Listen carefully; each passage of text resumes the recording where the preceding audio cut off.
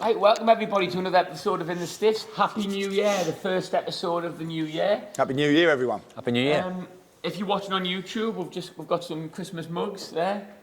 Just the 3 In the Stiffs. Thank you, Lynette. If you're just listening on a podcast, that's not working so well. Basically, they're 3 cups with our faces on. Of an incredibly handsome curly-haired man in the middle, and then 2 phones either side. Apparently, this is the 47th episode. 47 episodes, Dave. People are still listening. Hopefully, yeah. Hopefully. That's some going though, isn't it? Do we definitely know that people are still listening, or we're out on a whim? Whit says they are. This is the 48th. 48th episode. Wow. We're going to have something special for our 50th, won't we? Well, from what I'm hearing as well, there's a lot of people still listening, and a lot of people loving the Drew Broughton episode. Just quickly on Drew Broughton before we get started. I've had loads of good feedback about that. From people who have enjoyed listening to it, who wouldn't normally listen to our stuff. I've had our staff from school have all listened to it. You know, they're not interested in the football silly stories, but they're interested in that mindset. It's deep, and I think anyone at all who listens to it will get some value out of it. Yeah, I agree. 100% when in the way they perceive their life, their attitudes towards their own jobs and things like that. But also, as a parent, I find it massively helpful. Loads of my staff, again, like who ordinarily probably wouldn't look to our podcast for entertainment, they're very much on it, and seen a couple of the snippets on social media and then gone to listen, and same thing, really enjoyed it. I think I've even altered my mindset a little bit, just with, like, you know, my little ones playing football as well, just, you know, seeing time play with freedom, and it is, how do you maintain that freedom, you know, as you get older? And I think it's so difficult. And when I'm watching players now, and I watch them just playing safe sometimes, and I think, that's what, they're not in that place, are they, that Drew Broughton? They weren't like that at 17, 18 when they break into the first team, are they? It's kind of... Drew's on social media this morning with a video. Like everybody should definitely follow all of his social media, and he's got a snippet of Rio Ferdinand talking about Sven-Goran Eriksson, saying to him, "My centre halves don't Capello, dribble." Wasn't it? Capello. No, it was Eriksson. Sven said to Rio, didn't he? Yeah, my centre halves don't dribble. And Drew's saying, well, that's ridiculous, because he used to dribble better than some wingers, didn't he, Rio? So surely you play to, as having a game philosophy, but surely you play to some of your players' strengths. Yeah, and it's not doing it in a disrespectful way, because Alex Ferguson, he was saying, the best manager in the world by a mile, brought you to Manchester United to do that. Yeah, so and he was incredibly successful. But there is a balance, though, isn't there? Like, what do you do? Because there is an element where, you know, you look at some of the, like the Williams sisters, how they were pushed by their father and how they were supported, and then there is the balance of going, look, you know, I'm going to hold you accountable to be the best you can be, fulfil your potential, but then equally go out there and play with freedom. I don't know. It's a tough balance, that one, isn't it? Yeah, team sport's more difficult, I think, in terms of go and be yourself. But then you've got to fit into a team. The individual sports you can do yourself, can't you? Yeah. I love his term, the healthy disrespect. I've kind of thought about that a lot, and you aren't. It's basically been us, hasn't it, for 20 years? You aren't being disrespectful to the system or to your manager or whatever, but you kind of say, no, this is who I am.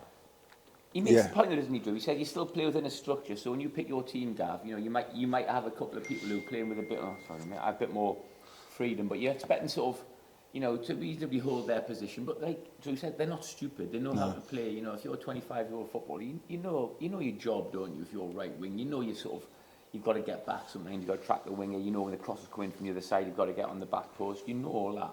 I think that's the balance that I'll say to my players. This is our philosophy. This is how we play in and out of possession. And then, but it's rule of thumb. Yeah. Because obviously, if you're, let's say, a left wing back and you're cutting in, and you see that picture, there's 1,000 pictures there, so you can't accommodate for all pictures. So I just say, look, this is our philosophy. This is how we want to be able to predict the future of what the person on the ball is going to do. But then ultimately, it's a rule of thumb. So we trust you to be able to go and do what you feel is right. Yeah.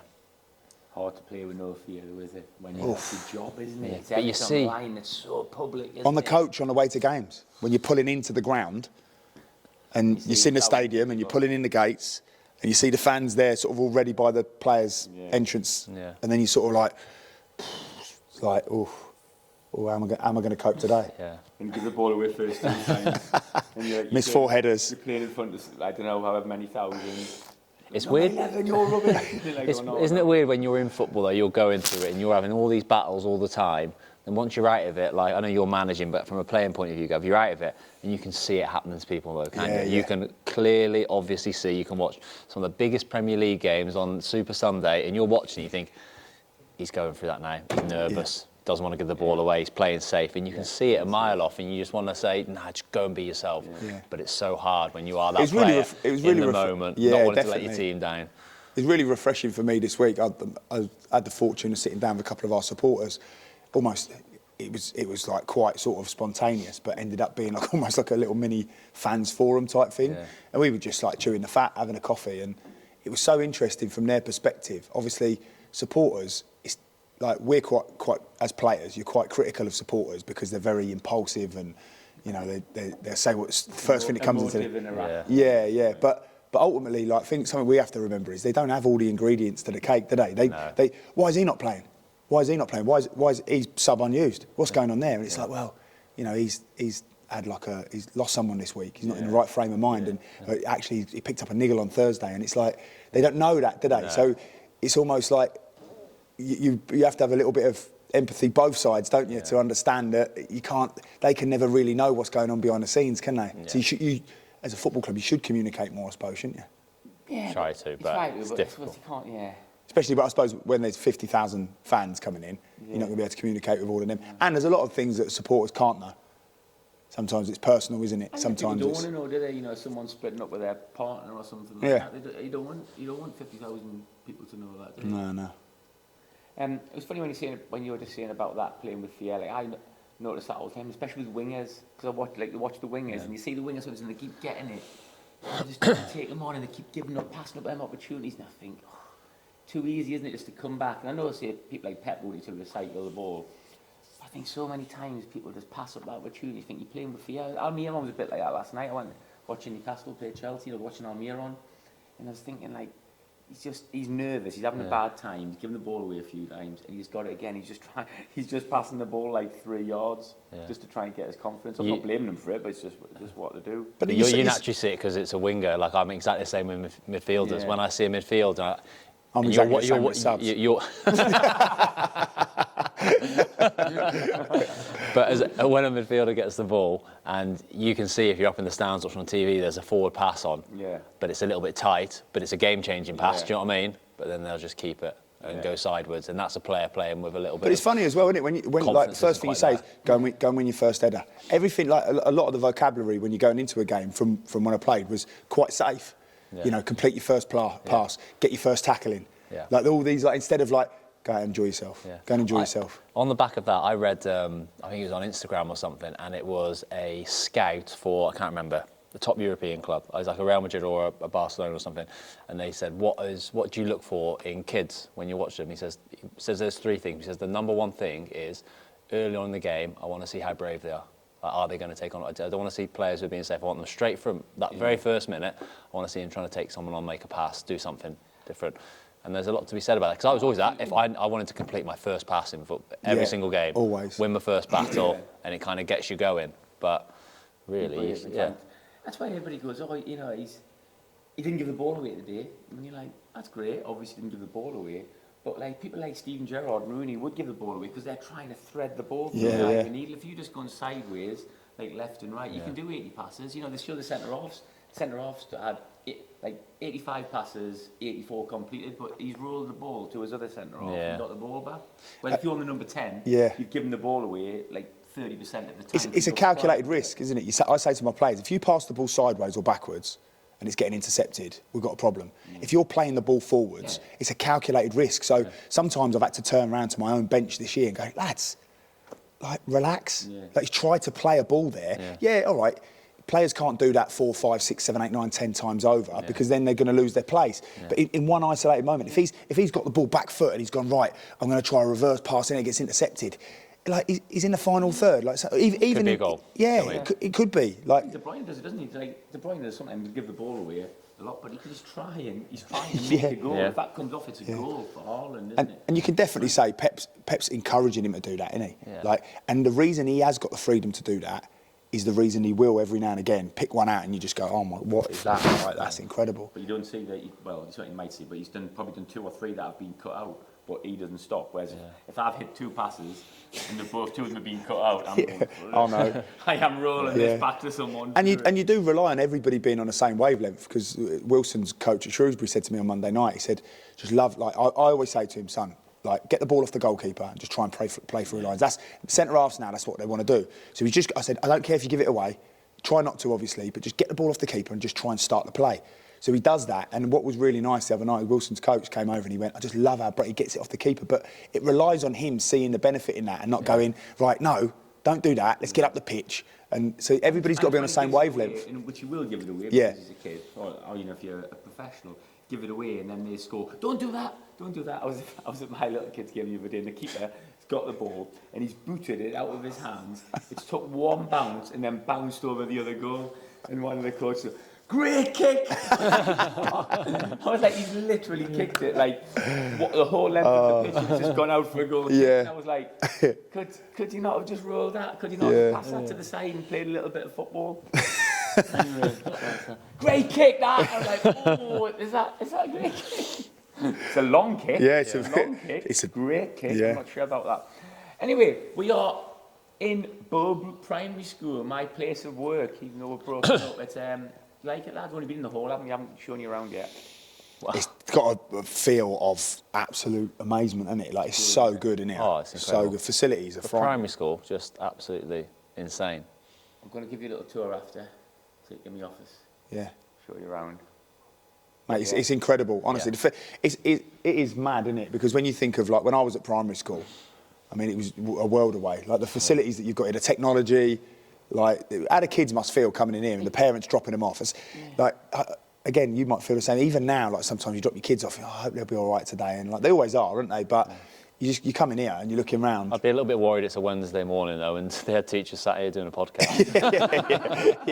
yeah. Morning, everyone. Morning, all right? Getting on YouTube, yeah. No swearing, lads. Yeah. Well, we were in primary school. We used to play with a tennis ball. I don't know what you were Yeah. doing with a tennis ball. Yeah. I wonder if that was good. I wonder if that didn't seem to help my touch very much. Yeah. Anyway. There was so many people playing on the playground, though. You probably only got one touch, didn't you? Yeah. Right, anyway, I think Christmas is a suitable time to look at our predictions from the start of the season. Remember when we did the predictions? Yep. And obviously you two hadn't done any prep. No. Surprise, so it took ages. And I didn't even know we were doing this you today. said Man City first and second. I think Dave said Man City first, Arsenal second, Luton. Wolves third, Luton fourth, Shrewsbury fifth. Yeah. Right, let's just start with. So we all said Man City top. Are you sticking by that? Are you happy to think Man City will still win it, guys? I still think they're in third gear. I still think, and I don't know whether it's a conscious thing, but I think he's being very cute around players, who's playing at what time. He's got a great squad, hasn't he? So I think they'll only, in the new year, I think they'll kick on. You still think they'll win it? Yeah, I think they'll accelerate now. So you're locking that in. You're sticking with your Man City first. What about you, Dave? Well, we can actually change them. No, we'll stick to them. But I don't. I think they'll struggle now. I think with last season it was just Arsenal ahead of them, and when you've got one team to get after, the nerves can creep in. But Liverpool are there as well, and I just feel that with both of them, How bad Liverpool though? So you think Man City will struggle now? Not struggle. I don't think they'll win. If I was putting a bet on today, are Man City going to win the league? I would say Arsenal. Have a bet then. I'm all over that. We're allowed to gamble? You have Man City. We don't want to promote gambling on the podcast, do we? No. Pub and do it. Meal. Yeah. We'll pay for a meal. Who I'm you go? flabbergasted you Pay say for a that. meal. I'm flabbergasted you say that. I'm going to... Can we go for your prediction? Because it's... Yeah, I'm just first I'm just giving a bit of time. Last time you took ages. He's got Newcastle, Arsenal, Man City, Newcastle. So I'm going to agree with Dave. I'm going to think Arsenal are going to win it. That's good. So I'm betting both of you two then. Yeah. So if Arsenal win it, you've got to pay for a meal. If Man City win it, me and Dave will split it. So Arsenal win the league every week? You two don't get anything. Where's Dave with the bill? Oh, yeah, thanks for the bill, yeah. Dave? From the crossbar account, isn't it? Yeah. I know it's sponsored by Budget, but I thought it was sponsored by Crossbar as well. Yeah, unofficially. Right, so changed it. You're sticking with Man City. Good for you, that, Gav. You stick by it, don't you? I just think they're going to accelerate now. I think like there's players in the squad as well that haven't really had a massive opportunity and got going yet, and I think they've just got, De Bruyne is due to come back soon. He's on the verge, isn't he? Getting older. So we've all said Arsenal second, but obviously you're going to stick with that then? Yeah, I'm going to stick with that, yeah. Me and Dave have flipped that. Then we all said Liverpool third. Unfortunately, I think that's probably going to happen, isn't it? Yeah. They're having a good season. I think they'll push the. Rubbish. Did you watch the Man U rubbish? I thought. Yeah, really bad. Disappointing. This is where the football knowledge comes out here, I think. Yeah, when you look the lack of. So Dave, no one's got the top four right. Let's be honest. Before the season started, you said Newcastle, Gav. I've said Man U. Dave said Tottenham. Villa. Man United ain't doing it. So basically, Dave's got that right. Yeah, so Spurs are fifth, aren't they, at the moment? Because no one obviously went for Aston Villa, which is the shock to everyone. But Spurs, I think they're so unlucky not to have more points as well. They went for that losing run. They've obviously got lots of injuries, but they took the lead in like every single one of those games. Yeah, big change around though, innit? Like when you have a lot of changes at a club, like it takes time for things to gel, doesn't it? Yeah. Like I just go back to when we interviewed Joe, and he was speaking about Ange and the way he spoke about it. I just thought that it'll work for him, and then with the signings they made, I thought were very good. He's class though, isn't he? Like if you can imagine going for a pint with him and him being like good value, aren't you? Like he's real, isn't he? Yeah. Well, The thing is, he's not in a little football bubble. He looks like he can step outside, and he's got like a worldwide view, hasn't he? You understand? His football knowledge is incredible, but he's hyper intelligent emotionally, isn't he? Yeah. He sees the players for like human beings, doesn't he? Like sort of when he talks about them. He's like literally like you say, you could be sat in a pub with him. Yeah. When he's at a press conference, he's like, "Yeah, mate." Like that was a good accent. I'm good at accents. But I remember Joe was saying that like this is before, and we didn't know anything about Ange really, did we? No. Do you know what I mean? But he's saying that you have to be so brave to play under him, which comes you can see it now where we're watching it more and more often. And he said they will make mistakes. But he says that the fans have to buy into it. Yeah. I felt like Spurs were at a place at that point where they were disillusioned with Conte, Mourinho, all their ex-managers, and then they've got someone now. I think they can really just hang. The timing's perfect, isn't it? Yeah. It's like, and the components aren't they? Like you've got the playing and the management staff, the people at the staff at the football club who run the club, and then the supporters, and it does just feel like that sort of trio of. Sort of, connectivity there is perfect, isn't it? Well, that Chelsea game where they refused to drop these, mate. I'm halfway like, It was like Holland back in the day when they were running out on the offside track. Late run and you're in. Even the lads, must have been, it was Eric Dyer or something. They must have been thinking, what am I doing on this halfway line? He's on the halfway line and Andrew's going, get up, squeeze. Eric's looking over like, I'm in trouble here. If this goes in behind, I'm not catching Sterling and Jackson and all them. No chance. I'm in trouble.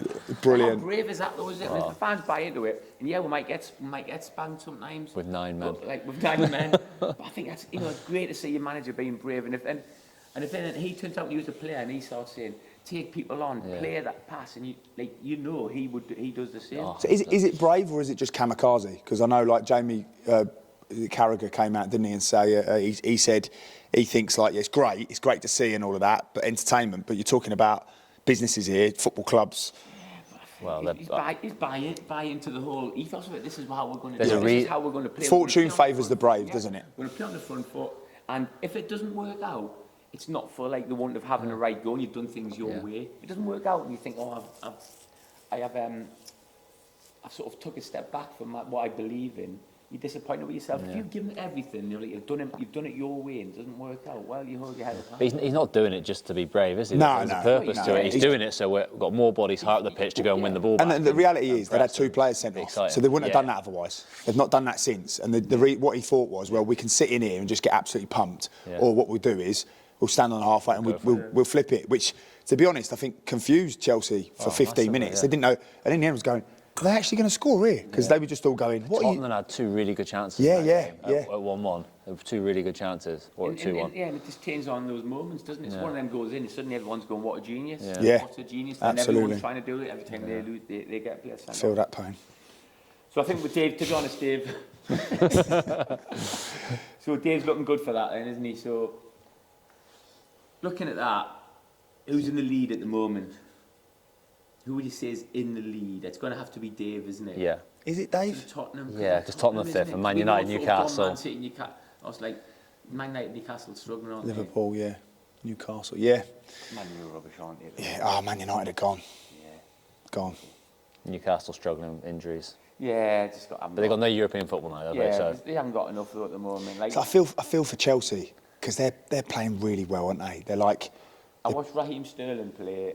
He was incredible. Yeah. He's just, and he talked about. it'll turn for them. I think that's another one where they've had a big turnover Yeah. of players. Yeah. It'll turn for them. You talk about Raheem Sterling as well. Thinking about that Drew Porton podcast, and he just seems to be playing with so much freedom. Gets it. His first touch is positive. He's trying to take people on. Then I was watching him the other night against Newcastle, and he just goes wandering.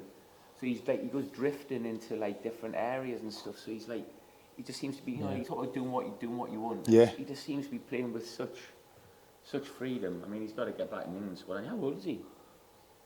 Shall we? I might check that before I come out with it. 'Cause I mean, I'm sure he's in his About 18, is he? 18 or I was going to say 39? Is he? I was going to say 42. Yeah, he's something like that. Yeah, we normally go off guesswork on this show, don't we? Right, moving on to clubs that we have a vested interest in. Obviously, Dave's with his Wolves glasses on again. What did Dave say Wolves are going to be? What did he say they were going to win? Champions League. Champions League. Champions League, yeah. And the World Cup. And the Euros coming up, he said they win that. How do you feel? What's your assessment of Wolves so far, Dave? This will get pinched, by the way, from Wolves TV, won't it? So whatever you see it now. Yeah. I think it's been really, really positive this season because I think a lot of people have them down to be sort of in the bottom 4 or 5 teams, one of the favourites to be in the relegation zone after the teams which have been promoted. Losing the manager 4 or 5 days before the season, Gary O'Neill, very unpopular choice when he came in with the fans, and he's done amazing. They've been unlucky in games. Yeah, much luck with VAR. No, the VAR has been horrendous. But Wolves, the last 2 years beforehand, under Julien Lopetegui and Bruno Lage, just do not look like scoring goals. They're absolutely toothless in the final third. Don't create enough chances, never test the goalkeeper. Scored less than a goal a game last year, I think it was, the stats. Whereas Gary O'Neill, with a far weaker squad, no Ruben Neves, no João Moutinho, no Traore, no Jimenez, no... who else has gone? Mateus Nunes, and the centre-half's gone. That's 5 proper players, you know what I there, mean? isn't So it? like losing all those players and hasn't been able to replace them because of financial fair play. But he's got the teams playing a lot more attacking football now, and they look so much better. How come he's done that, Gary O'Neill? Because like, when you say a job, you think, is that job going to be too big for him? Like how's he done so well? Well, I think he's very, very grateful for the opportunity he's got, and he's like grabbing it with both hands. It's a huge, player, but not a top player. No, but for Gary O'Neill, it's a massive, massive job, isn't it? And if he does well there, then it's just absolutely. He'll be insane to it, won't he? Skyrockets. He'll be insane to day-to-day work there, won't he? And he won't be leaving a stone unturned. I think, again, he's quite personable because he's relatively young. Yeah. He's relevant. Yeah, I think he's relevant. I think the players have bought into that. I wasn't a big fan of him because he worked at Bournemouth, didn't he, with Scott Parker? And I don't know what went on there, but when Scott Parker left, he took the job. Yeah. And I don't like that. I think if you go with someone, you leave with them. But he won me over because I think like he did some analysis the other week. I see what you mean there. So obviously, you think the assistant should go with you? Yeah, I think you should go with him. Yeah, I know it's an opportunity, and I get maybe Scott. If you get sacked from Brackley, You're going to go in for it. Yeah. Can we not mention that sentence, please? Yeah, I'll take the job. Yeah. Would you like to be the head here? Yeah, definitely. Have you spoke to Sam? No. Yeah. I've watched Wolves a lot this season though, and tactically he's very, very good. Like he's, and I've heard from the inside as well that he's like on another level of his detail, which is good. People who've been on the coaching course with him as well said like he was the standout one in the coaching courses, on the A licence, pro licence, all that sort of stuff. But I think the biggest thing he's done, he kind of reconnected the fans with the club. You can see them that he's very much one of them, and they've embraced him, the way he celebrates, the way he tries to get the team going. Do you think that's him being English? Do you think that might play a part, young, English? Possibly, but I think it's more just the way he's got the team playing. He's got them playing attacking football. He switched quite early to 3 at the back or 5 at the back, which can be seen as a negative all through the end of Nuno's era at Wolves and then into Bruno Lage. It was like, we need to bin 5 at the back, it's too negative. But the way he plays it is very, very positive. Very quick on the count. The one big thing he struggled with is losing Pedro Neto because he was insane. Like, he was so good.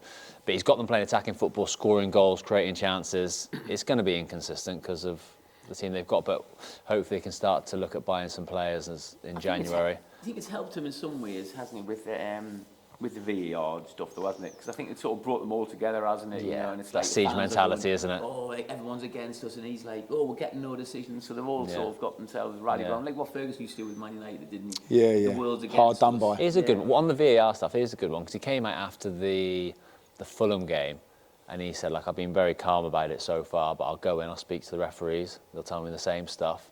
I don't make a fuss about it, don't want to get fined. But at what point of you, if it was Alex Ferguson, if it was Jose Mourinho, that they'd come out and absolutely slaughter them, that could affect decisions, couldn't it? Do you know the pressure's on the VAR, on Howard Webb. Yeah. Do you think it plays against him as a manager that he's probably been quite nice about it? Yeah, and I think it definitely counts against you. You're just not a big enough name. I think if Pep starts shouting and screaming and kicking up a fuss, I think, you know, they take more notice. I think that it's impossible again. Arteta did, didn't he? Do you remember Arteta did? Yeah, referees not to be a little bit intimidated. I think Ferguson definitely. Yeah. Referees were intimidated by him. I think it's hard not to. I think at the end of the day, referees are human, aren't they? So if you come out shouting the odds, undoubtedly they're going to go, well, I'll show you. They shouldn't, because the professionalism should be through the roof. But then if you are quiet about it, they think, well, you're soft touch. So how do you win as a manager? Yeah. I've had it this year. Like we had at Brackley, we've had some without doing the whole woe is me, some horrendous decisions, like in both penalty boxes. Yeah. I had one where I had a female referee who, like, one of our lads, he basically got cut in half. I've seen that tackle. I mean, it's ridiculous, isn't it? And that's probably one of about 7 in both boxes that have gone forward against us that should go the other way. I mean, it's become. I've never seen anything like it. It's been laughable. But like when I spoke to the referee after, she was like, "I'll absolutely look at it, no problem." And I had a good conversation with her, and I was saying to her, "Problem is, it's too late now. Like, and I get it, you're going to get some things wrong, but that, like, we worked so hard all week to get that. Yeah. That one for me is blatant and clear." And she was almost like, "Okay, no, I understand that, and you can work with it a bit." But again, it's like, it's such an easy decision. Yeah. Then I had another referee that it was our keeper just got absolutely wiped out, winning 1-0. Our own fault, really. We should have been out of sight. Keeper comes to he absolutely wipes him out, taps it in the goal. I mean, there's never been a clearer free kick in your life. And he's like, afterwards, he's like, "No, your goalkeeper's got to be stronger. He's got to be this," and like proper. And I'm like going, "Whoa, like, you know, like talk properly, like show some manners." And like, it's like either way, like they're going, "Oh well, I'll look at it," but at the end of the day, the decision's made. And I'm like, yeah, but it's a terrible decision. Like, I get the ones that are sort of like on the periphery. Listen, they're human. Referees are going to make mistakes. It's just the ones that I don't understand are the blatant ones. And then so you come to the rules and you go, right, well, we had a penalty, and the rules are that if there's a handball and it's his hand's within the vicinity of his body and it's less than 2 yards away, it's not a handball, because obviously he can't do anything about it. So obviously that's happened to us. Yeah. We played South Shields. Julio Arca, by the way, like, real class act. After, he was just like, what a class act he is as well. And he was just like, it's farcical, it's ridiculous. And we're 1-0 up. They're sort of, I think they were top at the time. We're sort of comfortable, and then that happens, and you say to the referee, and he's like, he's not even willing to look at it. But then again, even if he looks at it, it's over, it's done. Can't, like, they're not going to like change it. I think it's hard, like, sometimes the conversation, I mean, they're all different, aren't they? But sometimes when they're like that and they dig their heels in, just like, I know it doesn't help saying sorry, but if you get it wrong, I just say, sorry, I got that wrong. Yeah. Sorry, mate, but that's what happens sometimes, isn't it? It's gone now, I can't apologise enough. You, the manager's got some stuff wrong, just like some of your players have got it wrong. And on the flip side, but I'd rather that than go, no, and be like... Well, I had a referee Saturday, come out of the changing room at half-time, ready, and there's a referee waiting. "Gavin, just quickly, I got that one wrong, the one there." Basically, one of their players was injured, but not really injured, no head injury or anything like that, and he stopped the game. Yeah. And we were a bit like, "What are you stopping the game for? Like, it's not a head injury or anything like that." And at half-time, he was waiting for me. He went, "Sorry, I got that one wrong." Just absolute blew my mind. Had a brain fart, and I was like, "Okay, no problem. Thanks for coming to see me." You think, class act, real class act. He was good, actually. Still call him every name. Yeah, still went for him. As he was walking away, still tripped him up from behind. Yeah. On the floor, but appreciate the fact he fronted up. Still clipped his heels as he was walking away. Moving on to Preston as well. I mean, they've been in a bit of bad form, Preston, haven't they, recently? It's funny because when we watched them, David and me, and Top they're of the like league. rock solid, and like, I mean, you went. What was your prediction for that? You both said playoffs, didn't you? I'm sure you did. I said outside. So actually, I think I'm. Looking. What did I say for Wolves? Still a long way to go, though. For Wolves, you said like top half. No, I definitely didn't say top half. Definitely didn't say top half. Don't get the footage of Dave saying Wolves. I definitely didn't say top half. Thing is, there's still a long way to go, isn't there? Like, You're not gonna get you know, like there's like you gather momentum, you go into a bit of a dip, you gather momentum, you go like everything's going to change between now and the end of the season. Yeah, of course. You need to say. And in the Premier League with the African nations this year as well. Oh, mate. You need to say, Dave, what position you think Wolves will come then, because we'll clip that and send it to Wolves. I think Wolves will finish 11th. Yeah. Bit negative. That'll be a headline on Wolves. Yeah, I'm going to tag them in, say how negative ex-players criticising the club.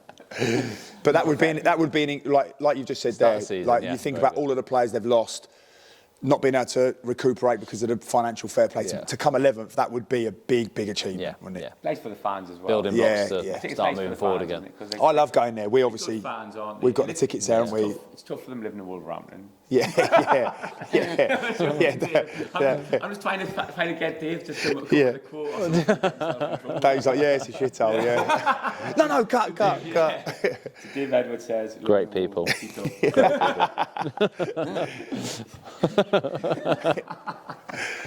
Anyway, so what was saying, Preston, yeah. Funny enough, they played well. They started well the other week, but and lost 5-1. I just think, again, Preston have struggled from getting such a good start in the season that when you slip away, all the fans are like, "Oh, what's happened? It's all gone pear-shaped." Yeah. They are Whereas struggling if it's to the score. other way around. Yeah, it's budget though, isn't it? Again, it's budget. Like in that league, the players who are getting paid the most are the best players, and they'll do the best. I know you're obviously you. There's a yes and a no because there's no way Ipswich have got they'll have one of the worst budgets in the I'm league. not in total. One of the worst. Not one of the worst. They won't be in the. I'll be very surprised in the top half. Yeah. Very Yeah. surprised. I think like it has And to they go are hand in hand. You absolutely have to have Yeah. a footballing philosophy. You have to have a strategy. You have to have, like what we were saying there. You have to have fans on board, people behind the scenes on board. You have to have the players on board. There's a lot of components that go into and success. momentum, Isn't there? like they've got It is- momentum, I think Ipswich Ange said it the other day, didn't he? I think he literally said, "Oh no, it wasn't. It was Pochettino," and he was like, in order to be successful, things have to be perfect. You have to be able to hit the ground running. You have to have a good football philosophy, good players. You have to have good people behind the scenes. You have to preparation has to be right. You know, if they're not staying in the right hotels or they're not doing and you might laugh, but because everybody's trying to get them extra 1% now, if you don't do it, you fall behind. You do. I think that all adds to, I suppose, looking after the lads a bit, doesn't it? I suppose, which leadership, I suppose, is how you get them. Obviously, being a good leader is how you get the best out of other people. The Man United's players will be on an awful lot of money, and they're not the best. No, but I just think if you look at whoever wins the leagues and you look to their budget, I mean, I'm sure every graph in the league would pretty much go in that way, wouldn't it? I would imagine. But again, no, like the budget is like you've got the playing budget, and then you've got the budget to do all the other bits as well. Like, and again, it's like a business, isn't it? You know, a business might turn over, I don't know, £1 million, another one might turn over £100 million. But in terms of productivity, what's going on behind the scenes? Like, is training right? Are they preparing right?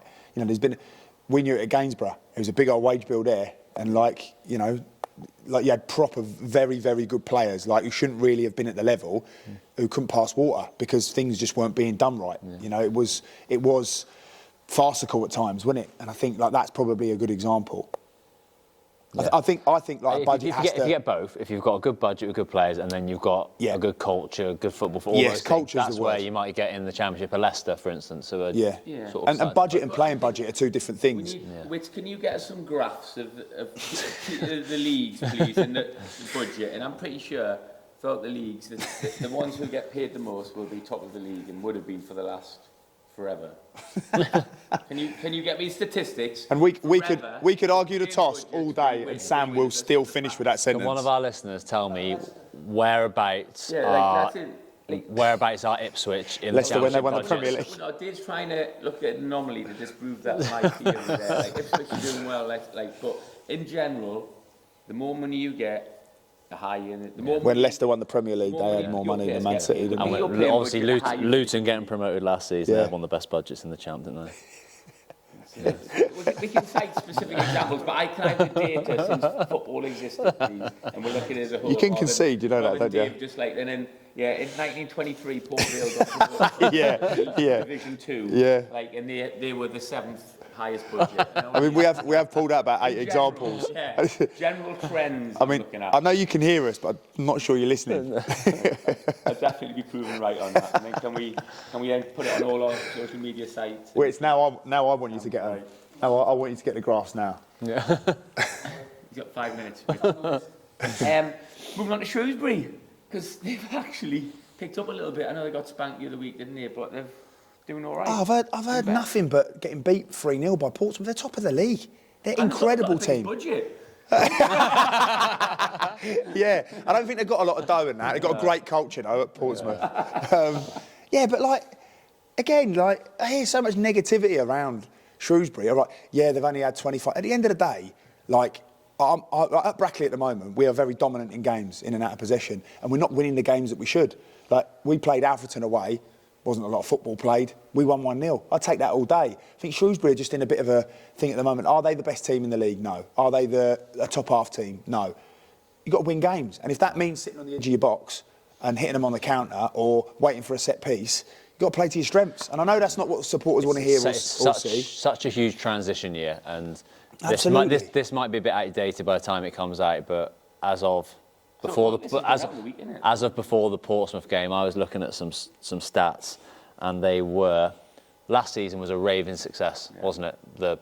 All the fans were really on board, amazing success. Amazing success is. No, everyone was really happy. They were really disappointed. Well, they finished 12th, 13th. Yeah. 12th, yeah. But before the Portsmouth game, though, I looked at the stats, and they were 2 points off worse than what they were last season, which isn't a big difference. And then if you go on points per game right the way through the season, so you kind of predicted forward, they'd finish on exactly the same points as what they did last year. Yeah. They're in the third round of the FA Cup. Yeah. In such a transitional year. And there was a lot of people last year, Dave. And you look at the players they've lost, Luke Leahy, Phillips, the boy on loan, he was unbelievable, Christian Sadie, who else has gone? There's about 4 or 5 I was looking at. They've got to keep Daniel in January. That's got to be their priority. Yeah, but they haven't. But I was going to say they haven't replaced those players at all. Do you know what I mean? They've taken punts on lads from Ireland and bringing in players with injury history and stuff like that. So it might not be the prettiest to watch all the time. But again, like last year, it's like Cotterill, old school manager. You know, we've got to get out. We want something fresh. Director of football, young manager. All of that's been presented.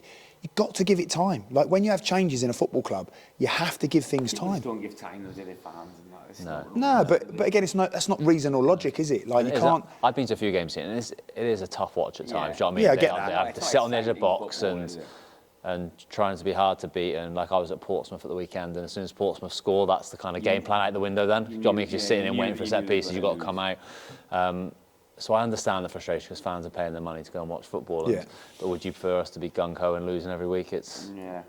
They need to get through this season and then hopefully finish sort of mid-table, not be anywhere near the relegation zone, and then you can start to build again then. I think we all predicted quite similar, didn't we, sort of below middle. I think I'd stick with that, wouldn't they? 14th, something like that. Yeah, 14th, 15th. And I think I know, again, they're not going to want to hear it, but and then next year will be the pressure year. Yeah. That's when you go, right, you've had time now. Yeah. I think he looks a bit safer with his job now, doesn't he, than what he did. Yeah. Yeah, good on him. And moving on to Brackley then. Before we got on to Brackley, how exciting is it, the FA Cup tie as well? Oh my days. I think it's one of the first times I've been really envious of not playing anymore, because I used to love that game, Shrewsbury-Wrexham. I'd love to play in that. That's exciting. What are we doing for tickets? Sorted, yeah. Are you getting? Yeah, sorted, yeah. That's good. Do we have to pay, or are we getting free? Well, I'll have to pay, and then you'll probably go, there's a pint for them tickets there. I'll be like, they're selling pints for like 90 quid now. Are we all going together? Are you doing comedy, Dave? Are we all? Jack's coming with us, isn't he? Yeah. So you're commentating on the game? Yeah. You're commentating, and we'll be down there. Why are you commentating? Why have you been asked to commentate, not me, when I played for both? Oh, that is. Why is that? Oh, who's that? You played for Wales. You played for Wales, didn't you? In the Euros. Yeah. A couple of times. Oh, you played in Euros. Yeah. Oh, right. Who asked you to commentate? S4C are covering it. So, Oh, so it's Wales, Welsh Wales. channel. Yeah, good, yeah. That's why. I don't want to No. comment. Yeah, yeah. No, quality. Great game though. That'll be like really exciting. Literally Amazing. across the way. Absolutely Just full like house. everyone on the day, just like all in good spirit. Like let's have the competition. Who's favourite? Who's favourite for that It game? Would you think? Wrexham have got the better squad, haven't they? If you look at it on paper. Yeah, I just think. I don't like the. I think Shrewsbury will win. I think they'll beat them. I hope they do as well. Yeah. Oh, they've got to, otherwise flipping. It's a great in the Sunderland Newcastle as well. Like it was a great draw that. They put some stinkers on TV. You know, like on BBC and ITV. I'll have to have a look. Do you know where? We'll have a quick look, because I'm sure there was like something like Arsenal v Burnley, or it was something like that. Do you know what I mean? Week, isn't it? Sunderland Newcastle's got to be on there, surely. You'd have thought so. That is huge, isn't it? And like even like George Elokobi's manager at Maidstone, Yeah. and they've made it through. They're not on the telly, I don't think. Little things like that. Sort of the FA Cup's all about, isn't it? So we're going to that. We're going to that then, aren't we? Us three. Yeah. Yeah. Are we going to? Can we do it? Are we going to do a little recording or something of the sort? Yeah. Yeah, we'll do something. We can get you at half time or something, can't we? No, at We the might end. try and organise something before as well. Good idea. Possibly like a bit of a live podcast, the FA Cup Behind the scenes. Good, wouldn't it? special. Who is Gets in the change room. Is there anyone else who's played for both? Obviously, apart from me. Mossy? Mossy? Mossy, yeah. We'll get Mossy on. Anyone else? Anyone else, Wits? We've got one. Wits doesn't help Richard Wits, Hope. Who were we talking about the other day who was assistant manager for a little bit? Richard Hope. Andy Morrell. Andy Andy Morrell. Morrell played for Shrewsbury, did he? He was assistant manager at Shrewsbury. Yeah. Hope he played, didn't he? Hope He'll be on the Ashley? oil rigs now, isn't he? Ashley. Neil Ashton. Did He he was play at for Wrexham, wasn't he? Did he? Yeah, Ashley was. No. Oh, Yeah, he was. I remember bullying him at a corner. That'd be good then. So there's lots of He got the right arm. We were at a corner, and obviously we played against Why Wrexham. is Ashley Mark? But that's I went to him. What are you doing? And you know what he's like? He's proper like little pit bull, isn't he? Game face. And I was going, what are you doing? And he's like, What are you going to do? he's like, fucking marking you, lad. And I was like, you ain't marking me, mate. He come to the back post. Yeah. Hey, you want to do a bleep test? You'll win, but you ain't going to win this one. And then he's come to the back post. I've gone right all over him like that. He's flipping, and then he's having a go at them, going, "Why am I marking him?" I'm not marking him. What are you doing? Where's your centre off? Centre off, mark centre offs. Like I think Ashley. That when they try and get you marked. I think Ashley was playing. He might have been playing left of a 3 then as well. I can't remember, or left back. That's why I put him on there. Did you used to He's good in the air though, Ashley, wasn't he, for a fullback? But if you're 5 But there's levels, isn't there? Against someone who's 6'4", you're probably going to lose the header, aren't you? Yeah. And obviously my spring and all that. Because of your spring as well. What about you, Dave? Obviously you were good in the air. Did you used to mark from corners against? I used to usually be like front space or yes, all day. That's you. Just going as it. I wasn't a great marker. I was more better at getting away from people. No, if we get away from just used to panic. But in terms of reading the flight and going ahead, I was better at that than actually trying to stay with someone. And I used to love it. I used to hate boxes. marking. I used to absolutely hate marking. I don't know what. I know some of you might have done zones, but we used to you'd have the initials and you'd have who you were marking beforehand, and it was horrible, wasn't it? If you ever used to mark, sometimes I did, sometimes I didn't. You were marking someone and they'd score, and you go, oh, everyone, whose man is it? Whose man is it? And you're just walking back. Be like, someone, Sam's! I'd be like, oh, no. You couldn't lie because he was up there. And he'd come in at half time. Whose man is it? Like, on the board, whose man is it? Doing that on yours there, like rubbing it out with your thumb.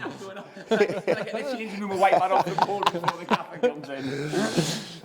Let his man. What happened, Sam? Oh, I don't know. I always used to feel very because obviously I expected to get the first contact from every corner in both boxes, so that was a big part of the game. But even though, regardless, you'd go for the ball.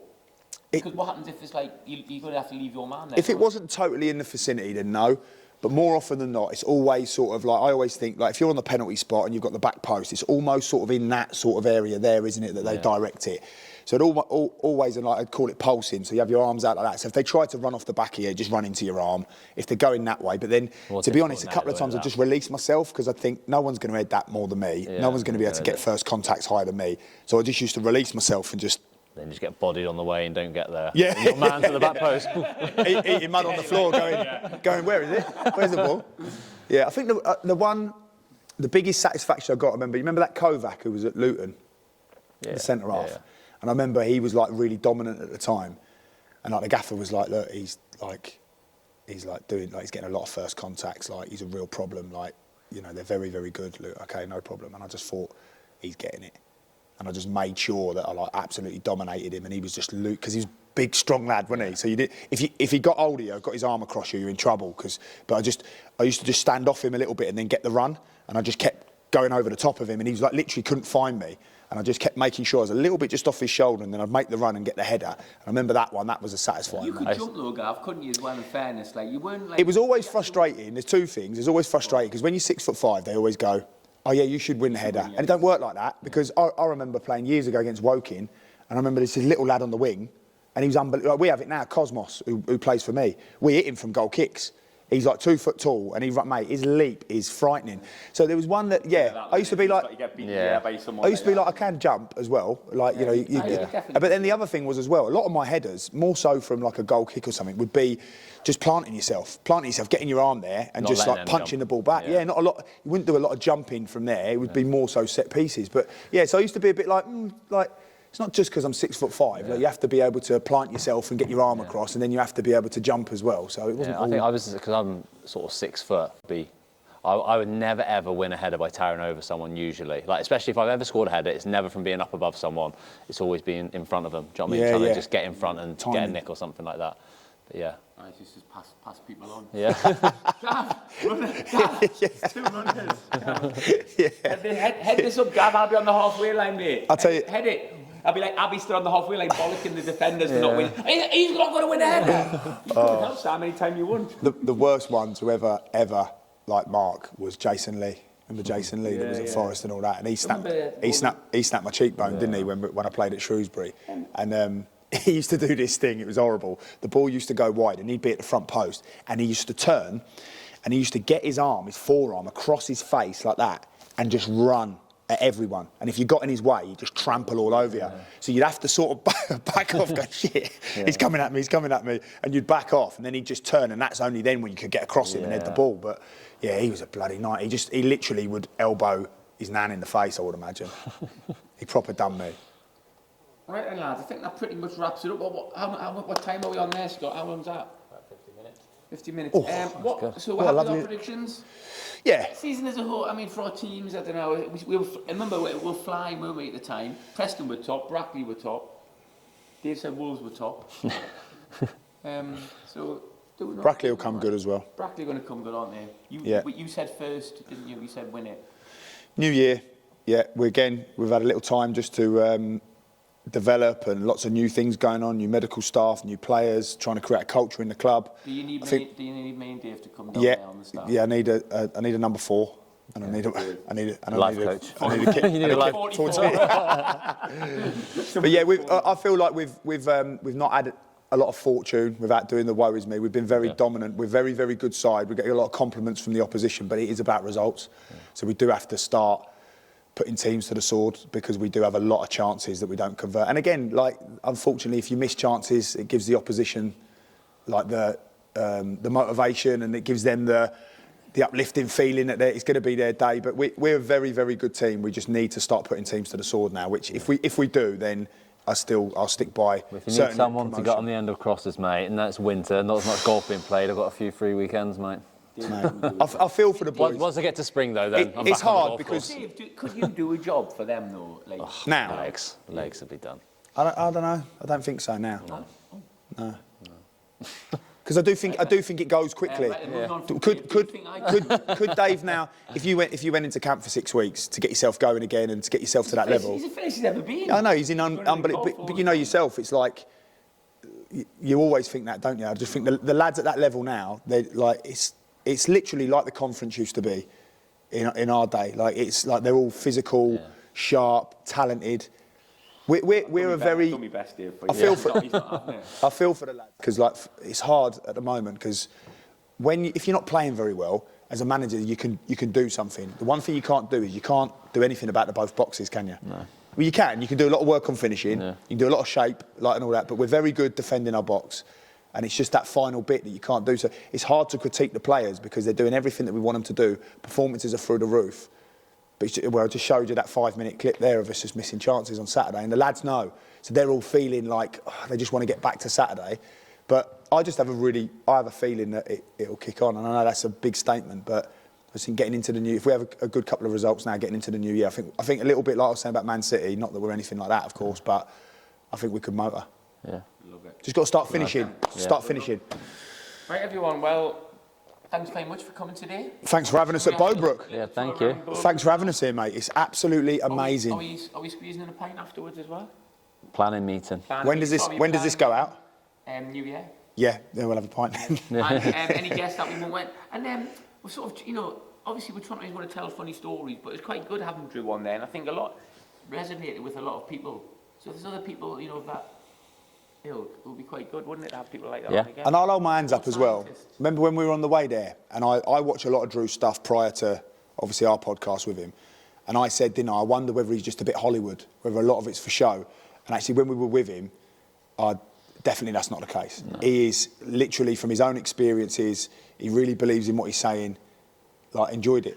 How sorry, we're supposed to wrap the podcast up now, but how funny when he was, because he obviously how he makes his money now, he's got to sort of be confrontational and call out and nonsense. Yeah. And he said that sports scientist from Wrexham went, hey, Tin Hog's really got Rashford going, hasn't he? And he went, nah, it's nothing to do with it. Just like killing him dead. He went, no, but we might get Rashford. He's going, nah, it's nothing to do with it. To put context on it, wasn't he in like a hospitality at Man United? Hey, just making small talk. Hey, we've got Tin Hog's got Rashford going. Nah, he hasn't, nothing to do with him. Like, killed the conversation. Everybody's like that around the table. Oh no. Everyone else is cringing, going, oh no. But he's worked with people who are done and dusted. I can't remember who he spoke to. He spoke to a few off air, didn't he? But I look at some recently who are absolutely dead and buried, absolute shell of themselves, getting pelters week in, week out, and all of a sudden, since he's been working with them, and he's doing Southampton. He's at Southampton at the moment.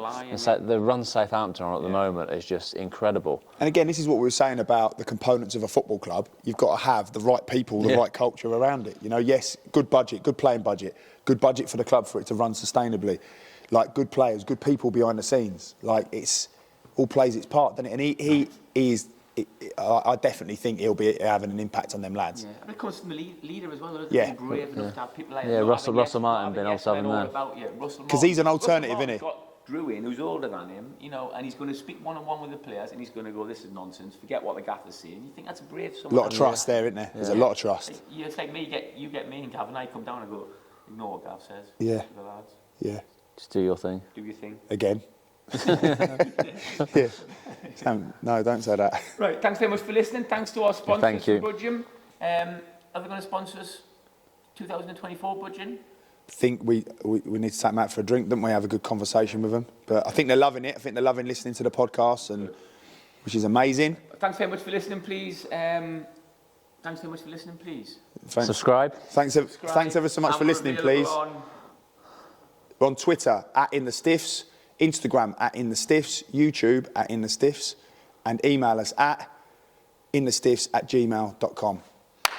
Later. I'm good for something. Happy New Year, everyone. Happy New Year. Happy New Year. Happy New Year.